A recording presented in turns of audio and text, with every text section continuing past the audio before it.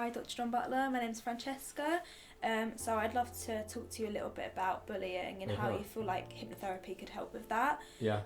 So as someone who has been bullied myself, I'd love to find out more about how you can use hypnotherapy to help with kind of traumatic experiences of bullying. Well, Francesca, there's a lot we can do. Hypnotherapy builds a person's confidence in a way that they take the power for themselves. We call it marking your own scorecard. So that means you learn to evaluate your own performance and be your own best friend, and make yourself the one in charge. So you're not giving your power to other people, to your fears or worries about what they say or think.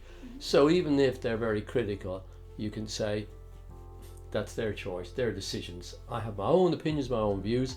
It doesn't mean I'm arrogant. If somebody's telling me something for my good, some important information, and I can use that, that's fine. But if it's just some old criticism, not backbiting is behind your back, but we all get that in life anyway. But somebody is hating on you, and we have all the trolls, we have all this online bullying, cyberbullying. You can say that's their stuff. It's stick it in the bin where it belongs. I don't need their approval. That's your mantra. I mark my scorecard, and I must be my own best friend in that regard.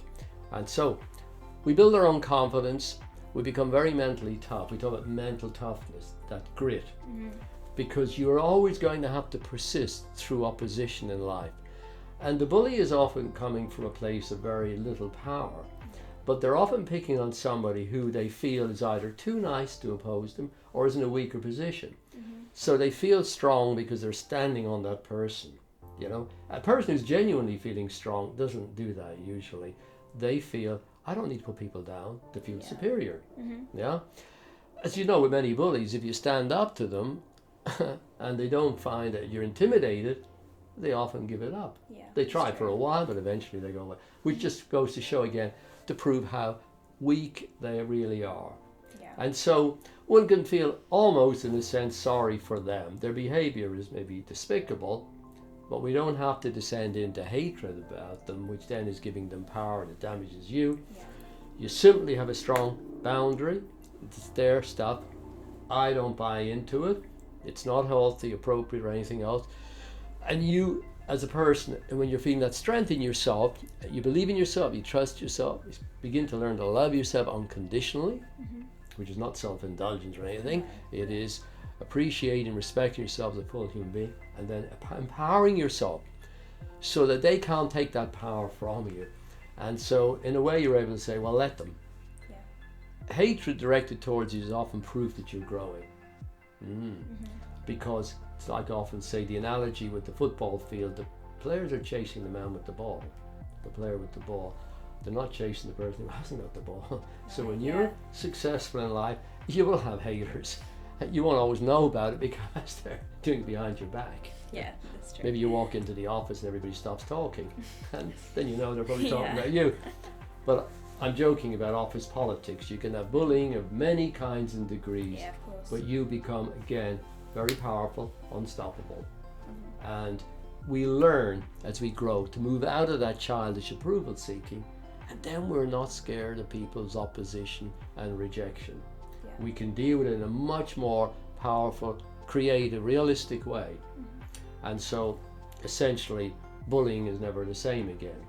You might have to, if somebody keeps on constantly doing something in a way that's, let's say they're slandering you, well, you might have to finally say, hold on, do that again, and I'm going to have my lawyer on your case.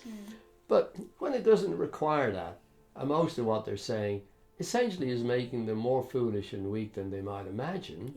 You know, they're just one more keyboard warrior hiding behind the keyboard bullying you. You can really begin to see it in perspective. See where they're coming from in that, and their power over you is lost. And we always say in therapy, at least I always say, in life it's not the events or people that have the primary power over us, it's the power we give them. How we interpret and respond to them, whether we let them undermine us or we say, no, I'm not going to let that undermine me. I'll learn and use from every situation, however tough it is, and in that regard, and every stumbling block becomes your stepping stone. Okay, so you'll learn about that from hypnotherapy, through hypnotherapy very quickly. Cool. That's good. Okay.